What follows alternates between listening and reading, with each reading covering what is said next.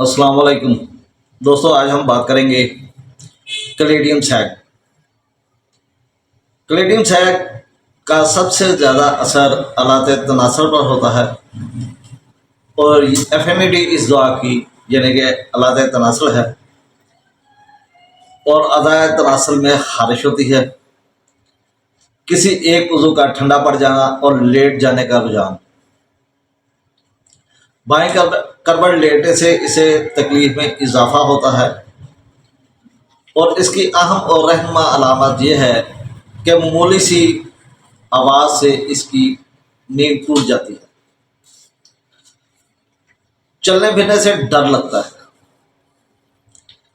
تمباکو چھڑانے کے لیے یہ ایک مددگار دوا کے طور پر استعمال کی جاتی ہے، یعنی کہ تمباکو کی عادت کو ختم کرنے کے لیے کلیڈیم ایک اچھی دوا ثابت ہوتی ہے۔ یا ایسی دل کی تکلیف جو زیادہ تمباکو نوشی کی وجہ سے پیدا ہوئی ہوں، تو اس کا علاج بھی کلیڈیم سے اچھے طریقے سے کیا جا سکتا ہے۔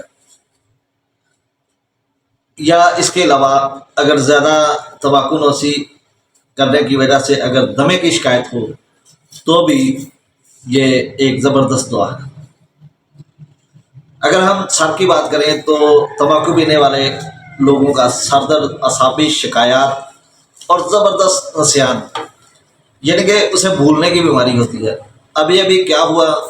وہ کیا باتیں کر رہا ہے، اسے یاد نہیں رہتا۔ سر درد جو ذہنی انتشار کا نتیجہ ہو، اس کے ساتھ کندھوں میں بھی درد ہوتا ہے،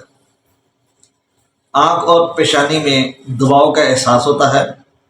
شور بالکل برداشت نہ ہو اور کانوں میں تپکن محسوس ہو، معدے میں چھید ہونے کی طرح جیسے دانتوں سے کاٹا جا رہا ہے، اس قسم کا درد ہوتا ہے، گہرا سانس اور ڈکار لینے جیسے درد ہوتے ہیں، ایسا محسوس ہو جیسے معدہ خشک ہے اور غذا سے بھرا ہوا ہے، اور بالکل ایسا احساس ہوتا ہے جیسے کہ پیٹ میں ایک پرندہ پھڑ پھڑا رہا ہے، اور یہ احساس تھوجا میں بھی پایا جاتا ہے، اور یہ احساس کروکس میں بھی پایا جاتا ہے۔ سانس میں ساں ساں کی آواز آئی،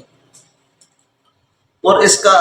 چونکہ ہم نے بتایا کہ اس کا سب سے زیادہ اثر اعضائے تناسل پر ہوتا ہے، تو مزانہ اعضائے تناسل پر خارش ہو،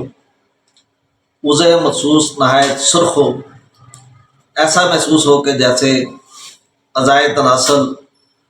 بڑے ہو گئے ہیں، پھول گئے ہیں اور ڈھیلے پڑ گئے ہیں اور سرد ہیں، اور ان پر پسینہ بکثرت آتا ہے، فوتوں کی جلد موٹی ہو جاتی ہے، آدھی نیند کی حالت میں استادگی ہو جو کہ جاگنے پر بالکل ختم ہو جائے، یعنی کہ ایسے مریض نمردی کا شکار ہوتے ہیں جو کہ جب بھی عورت سے ہم بستری کرنے لگتے ہیں تو انہیں شہوت بالکل نہیں آتی، لیکن صبح کے وقت نیند کی حالت میں جب وہ کچی نیند میں ہوتے ہیں تو اس وقت ان کو بھرپور شہوت آتی ہے۔ اس کا مقابلہ ہم سلینیم سے کرتے ہیں، کیونکہ سلینیم میں بھی شہوت آتی ہے، لیکن جب وہ ہم بستری کرنے لگتا ہے تو شہوت ختم ہو جاتی ہے، اعضائے تناسل ڈھیلا پڑ جاتا ہے، لیکن اس میں شہوت بھرپور آتی ہے جب کہ صبح نیند کی حالت میں ہوتا ہے اور جاگنے پر ختم ہوتی ہے، ایسا سلینیم میں نہیں ہوتا۔ اور سلینیم میں گرمی بہت زیادہ لگتی ہے، خاص طور پر اگر وہ دھوپ میں جائے تو اسے گرمی کے علاوہ تھکاوٹ ہو جاتی ہے، لیکن اسے دھوپ سے کچھ نہیں ہوتا۔ طبیعت میں ہیجان ہوتا آنے پر اعضائے مخصوص ڈھیلا پڑ جائے، یعنی کہ جیسے ہی خواہش جاگتی ہے اعضائے تناسل میں جیسے جان ہی نہیں ہے، اور وقت جمع انزال ہو جائے، ازال ہو نہ خدش ہو، یعنی کہ اسے انزال بھی نہیں ہوتا اور شہوت بھی نہیں آتی، خاص طور پر جب وہ عورت کے قریب جاتا ہے۔ اور اگر ہم زنانہ اعضائے تناسل کی بات کریں تو خاص طور پر ایام حمل میں شرمگاہ کے لبوں پر شدید خارش ہوتی ہے۔ اس کی دعا ایمبراگریشیا بھی ہے اور اس کی دعا کریوزوٹ بھی ہے، لیکن کلیڈیم میں بیرونی طور پر بھی خارش ہوتی ہے اور اندرونی طور پر بھی خارش ہوتی ہے۔ وجائنا کے اندر خارش ہوتی ہے، وجائنا کے اندر خارش کریوزوٹ میں بھی ہوتی ہے، لیکن کریوزوٹ میں جو لیکوریا ہوتا ہے وہ خراش دار ہوتا ہے اور سمیل والا ہوتا ہے، جس کی وجہ سے اسے یہ خارش تنگ کرتی ہے۔ لیکن کلیڈیم میں ایسی کوئی بات نہیں ہوتی، اس میں جنسی خواہش کا جذبہ بہت زیادہ ہوتا ہے، یعنی کہ جنسی خواہش کا غلبہ ہوتا ہے، اور کریوزوٹ میں جنسی خواہش سے نفرت ہوتی ہے، کیونکہ جنسی عمل کرنے سے ان کے اعضائے تناسل میں تکلیف بہت زیادہ ہوتی ہے۔ کلیڈیم میں رات کے وقت رحم میں تشنجی دردیں بھی ہوتی ہیں۔ اور جہاں تک ایمبراگریشیا کا تعلق ہے، ایمبراگریشیا میں اعضائے تناسل یعنی کہ زنانہ اعضائے تناسل میں باہر خارش ہوتی ہے، اور ساتھ اگر شوگر کا مسئلہ ہو اور نیچے خارش ہو تو اس کے لیے سب سے پہلی دعا ایمبراگریشیا ہے، اگر لیکوریا وغیرہ نہ ہو تو۔ اس میں ایک اور خاص بات ہے کہ اس سے مریض کو مکھیاں بہت زیادہ تنگ کرتی ہیں، اور اس کی وجہ یہ ہوتی ہے کہ اسے میٹھا پسینہ آتا ہے، اور جیسے ہی پسینہ آتا ہے اس کے ارد گرد مکھیاں اپنا ڈیرا جما لیتی ہیں۔ کھجلی کے دانے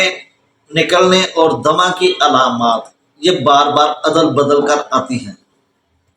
جلن کا احساس ہوتا ہے اور بالکل سرخ بادہ جیسے ورم ہوتے ہیں۔ اس میں جو سانس کی تکلیف ہوتی ہے، سانس لینے میں رکاوٹ ہوتی ہے، نفے میں ایسے محسوس ہوتا ہے جیسے گھٹن ہو رہی ہے۔ اس میں دمہ ہوتا ہے، لیکن